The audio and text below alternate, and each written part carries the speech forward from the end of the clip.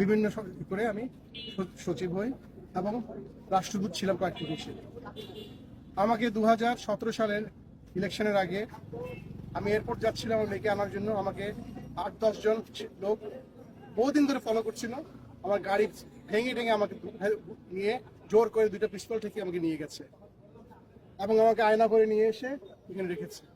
আমি যেহেতু সেনাবাহিনীর অফিসার এবং এই ঢাকারই অফিসার, আমি ঢাকা সেনাবাসী ছিলাম, আমি জানতাম কোথায় আমাকে রাখা হচ্ছে এবং সেইখানে প্রচন্ড নির্যাতন করা হতো লোকদেরকে।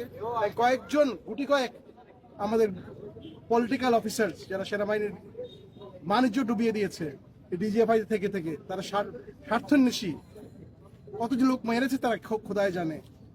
তারা এবং র্যাব এবং অন্যান্য যারা এখানে আছেন, বিচার বহির্ভূত হত্যা, গুম, খুন, ক্রাইম এগেইনস্ট হিউম্যানিটি।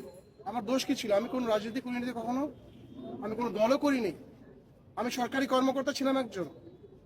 আমার দোষ ছিল যে আমি লেখালেখি করতাম। আমার কলমও কি তারা কন্ট্রোল করবে? আমি তো কোনো বিদ্রোহ করতে বলি নাই, কোনো দেশের এগেইনস্টে করতে বলি নাই। আমি চেয়েছিলাম ন্যায় বিচার। এই ন্যায় বিচারের জন্য কি আমাকে 16 মাস এই ডাঞ্জেনের ডাঞ্জেন মানে কি বলে আয়না করে ফেলে রেখে মাটির তলের মধ্যে একটা অন্ধকার রুমে আমি যে কত ক্ষতিগ্রস্ত হয়েছি ফিজিক্যালি সেটা আপনাদের বলে বোঝাতে পারবো না। একবার শেষ এটা বলবেন। সবার মুক্তি চাই, যারা এগুলো করেছে তাদের বিচার চাই। এরা পুরো জাতির, সেনাবাহিনীর সবার জন্য এরা একটা কলঙ্ক।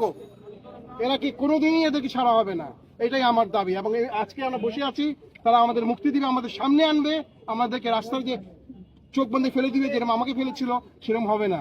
জনতার সামনে তারা মুক্তি দিবে সবাইকে। জনগণ চায় তারা মুক্তি, এরাই হলো আসল মুক্তি সংগ্রামী। আসসালামু আলাইকুম। আমাকে গুম করে রাখা হয় এখানে, জায়গাটা খুবই কাছে। ওখানে এটা জয়েন্ট ইন্টিগ্রেশন সেল বলে, জয়েন্ট ইন্টিগ্রেশন সেল, ওইটাকে ডেভেলপ করে তারা আয়নাঘর বানানো হয়।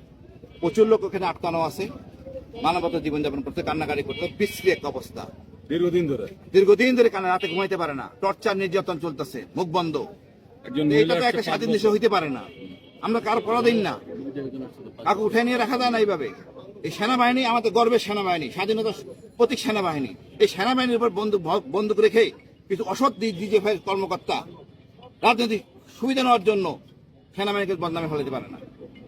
এই লোকদেরকে চিহ্নিত করতে হবে, বিচার আনতে হবে এবং এদেরকে সবাইকে থাকতে হবে, জবাবদিহির মনে আনতে হবে।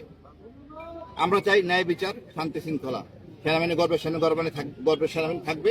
সেনাপ্রধানের নিরপেক্ষতার জন্য তার অগ্রণী ভূমিকা থাকা দরকার আছে। তার ভূমিকা হলো এটাই যে সে কারণ ছাড়া অতি দ্রুত ছেড়ে দিবে আর আমাদের কাছে দিবে, ওই রাস্তা নিয়ে ফেলাই দিবে, চোখ বেঁধে। এটা হবে না, এইসব গল্প বন্ধ, 6-9 হবে না। এইখানে আমাদের দিতে হবে, আমরা এখানে যাবো না। আমরাও সেনাবাহিনী অফিসার, অনেক সেনাবাহিনী অফিসার আছে, এর সবাই সেনাবাহিনীর সদস্য, এদেশের সন্তান। কিছু অল্প কয়েকজন ডিজিএফআই সদস্যের জন্য আমরা হইতে পারি না। ডিজিএফআই দেশ চালায় না।